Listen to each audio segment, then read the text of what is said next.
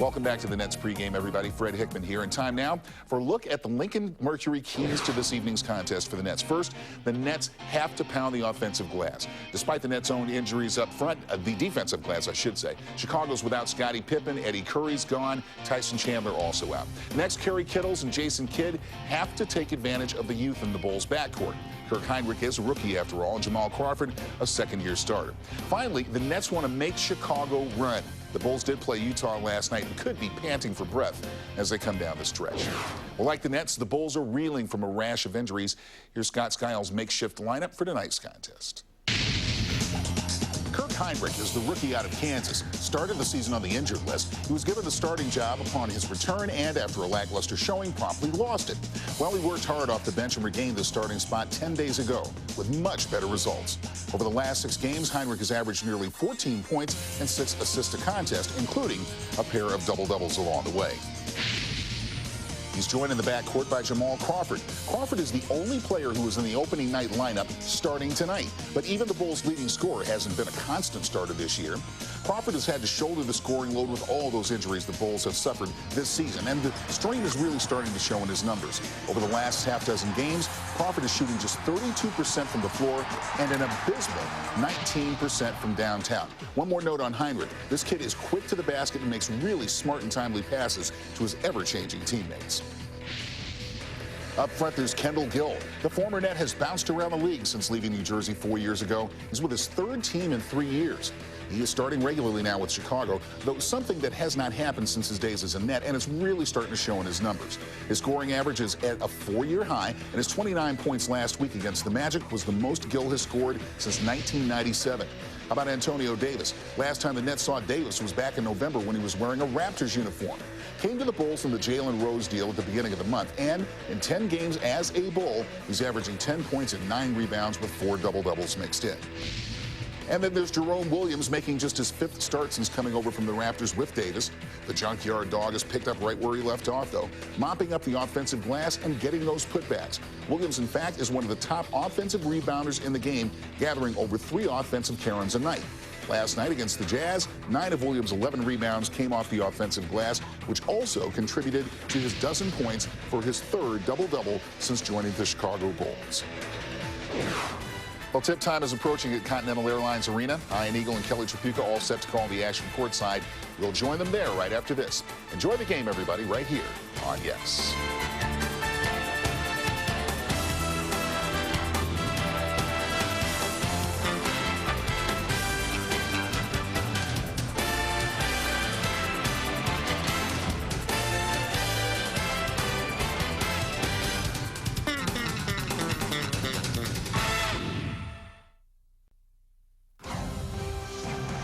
The following is an exclusive sports presentation of the Yes Network.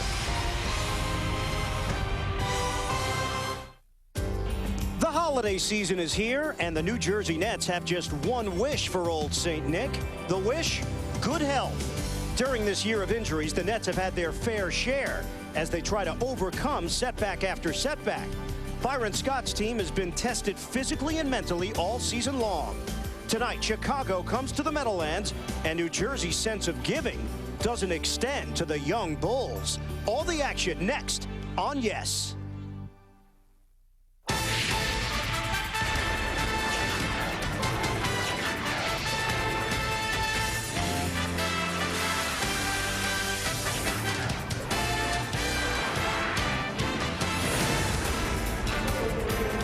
It's Christmas time in the New York tri-state area.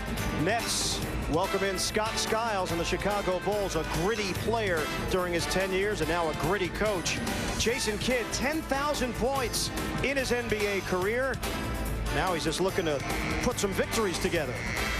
He'll see Jamal Crawford at one of the guard positions for the Bulls. First meeting of the season between the Bulls and the Nets. We have it for you tonight here on Yes. Welcome, everybody, to the Meadowlands. Ian Eagle along with Kelly Tripucka. Happy holidays. The Nets, the last 2 years, really haven't had to deal with many injuries. That's been a side issue. This year, it's been a main issue, and the Nets are trying to work their way through it, get to the new year, hopefully in much better health. Sometimes that's the most difficult thing to do, and certainly injuries are part of the game. We've discussed it all season long, but the Nets in fairness, have had their share, whether it be Aaron Williams, Lucius Harris, down with a couple of sprained ankles. You had Jason Collins bang his knee. He's had some ankle problems. Kenya Martin, we've seen him pull up lame a couple of times. So has Richard Jefferson. And the numbers keep mounting. And as you said, the biggest thing is trying to fight through this and hopefully get healthy down the road. Well, the Nets clearly needed a warm body up front with the injury to Aaron Williams. They're still not sure how much more action Williams is going to miss because of the groin injury. So Mikki Moore, you might remember him with the Detroit Pistons. That's where he spent the bulk of his NBA career. And fresh from the NBDL, he's now a New Jersey Net. Well, Mikki Moore is not only a healthy body, but a tall body. And Mikki Moore was second in the league in scoring down at the NBDL and first in rebounding. And certainly he gives them some athleticism. How much to expect from him, don't know. But obviously he's a big body. He can block some shots. He runs the floor very well. And Mikki Moore will play hard for Byron Scott. All right, let's talk about the Nets' opponent tonight, the Chicago Bulls. They made a coaching change. Bill Cartwright out, Scott Skiles in. They're 3-7 since Skiles took over. Skiles was the head coach of Jason Kidd back in their Phoenix days, and there's been some tension between the two through the years. You know that Kidd is focused on getting a victory against his former coach tonight. One player to keep an eye on for the Bulls. They've changed their roster around, but Jamal Crawford, he's one player that stuck around. Well, he's a solid player, and with all the injuries and the changes, as you mentioned, Ian, Jamal Crawford has been a one steady guy for them offensively. He's an exciting player with a lot of quickness, great athleticism, likes to take the ball to the hole, and now in the limelight, forced to play more minutes. He has improved in every statistical category, and for Scott Skiles, he continues to push those numbers to even higher numbers. Tri-State 4 presents our key matchup tonight. Crawford against Kittles at the two-guard position. Don't be surprised if you see Kidd get the assignment as well, with Kirk Heinrich also in the backcourt for the Chicago Bulls. Busy night in the NBA. Fred Hickman will take a look around the league when we come back. And then the Nets and the Bulls, these two teams split the season series a year ago at 2-2. They'll match up for the first time this season. Coming up next.